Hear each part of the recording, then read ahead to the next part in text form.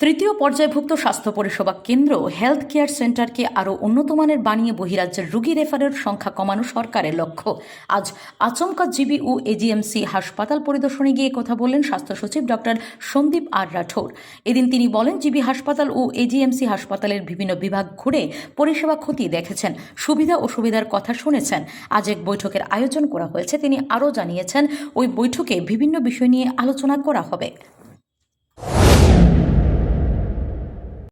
দেখেন, আমাদের GB hospital আর Agartala government medical college হচ্ছে টার্সিয়ারি কেয়ার সেন্টার, একমেव রাজ্যের গভর্নমেন্ট মেডিকেল কলেজ।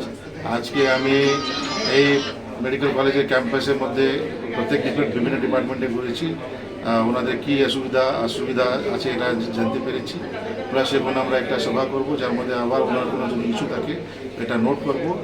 আর একটাই পারপাস হচ্ছে যাতে আমরা এই যে টার্সিয়ারি কেয়ার সেন্টার এটাকে আমরা সব সুবিধা, একটাও পেশেন্ট এখান থেকে বাইরে যেতে না যায়, সব সুবিধা যাতে এখানে পেতে পারে এবং সেন্টার অফ এক্সেলেন্স যাতে তৈরি করা যায়, এই উদ্দেশ্য নিয়ে আজকে এই মিটিং হচ্ছে। কোনো ধরনের ত্রুটি কি পাওয়া গেছে কিছু, মানে কোন জায়গায় কি করতে হবে নতুন করে?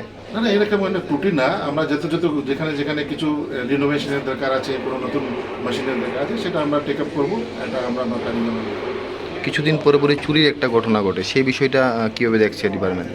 না, এটা যেহেতু এটা পুরোটাই আমার বাউন্ডারি ওয়াল নাই, আমরা সব জায়গাতে তো দেখতে পাচ্ছি না, কিন্তু আপনি সঙ্গে এটাও দেখেছি যে আমাদেরই সিকিউরিটি এটা একে ধরে ফেলছে।